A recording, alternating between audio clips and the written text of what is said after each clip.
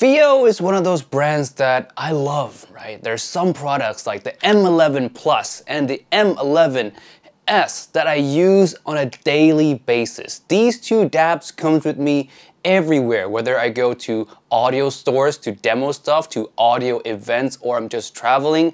These two dabs are it for me. I don't ever feel like upgrading them. I don't need any better because they perform sound-wise just as well as my D90 and A90 from Topping. I'll use these for as long as they live, until they break, basically. Now, you might be wondering why I'm starting off this video with so much endless love for FiiO.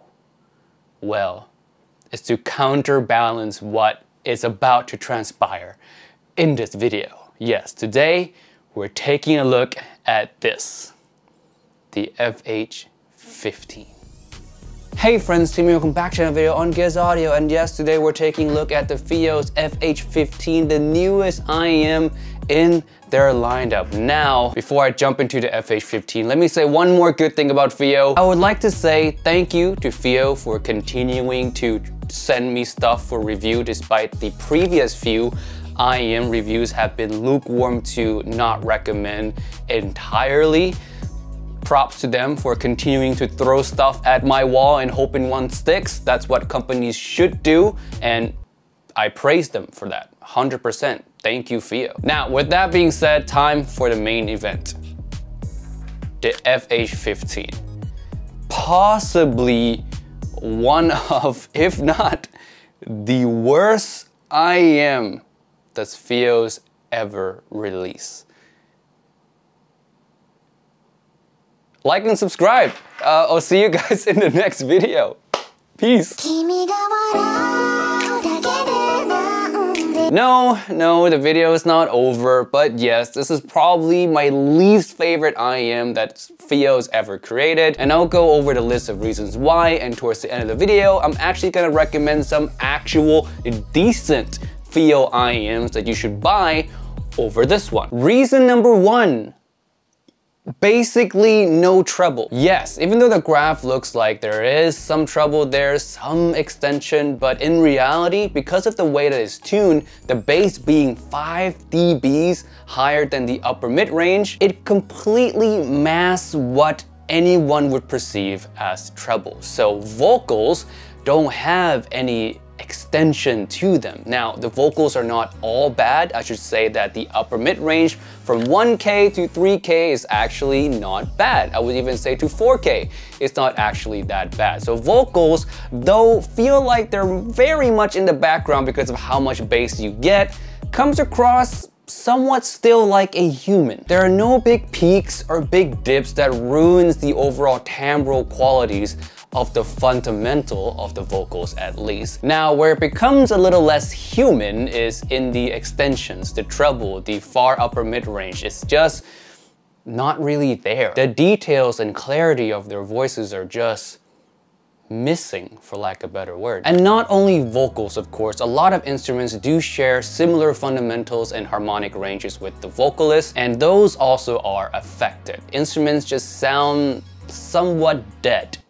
Blunted, not lively. Pretty much most of what you're gonna hear is the bass. And the bass is not the cleanest bass, but all in all, not bad bass. It's just overshadowing everything else in the mix. Reason number two, details. Now, if you watch a lot of audiophile related video, the word transience comes into mind. And transience basically is the attack of the note, to put it in the most simplest term, the note definition, if you will. And IEMs with really crispy, clean transients are associated with having good details or good technical performance. The FiiO's FH15 has little to no transients, or blunted transients is the better way to put it. Yes, it sounds like one note, especially if you're not really paying attention to the music, if your brain is distracted by, you know, running an errand, going on Discord, doing anything else besides just solely focusing on the music, you'll feel like the entire song, barring the bass frequencies, feel like they're just one note. There's no snappiness to the voices or the instruments. The separation is very meh. The only thing again that you hear pretty clearly is the bass. The rest kind of loses sense of definition. Reason number 3, tuning nozzles or channel imbalances. Yes, my friends, the tuning nozzles, as you can see on the graph, doesn't really do much. The most it changes around the upper mid-range area. It doesn't really affect the treble much at all. And even with the changes provided by the nozzle, the graph itself, when comparing next to each other, still looks like it follows the channel imbalance standard of Sci-Fi, which is plus or minus 3 dB. Now, this is not the fault of the FH15 alone.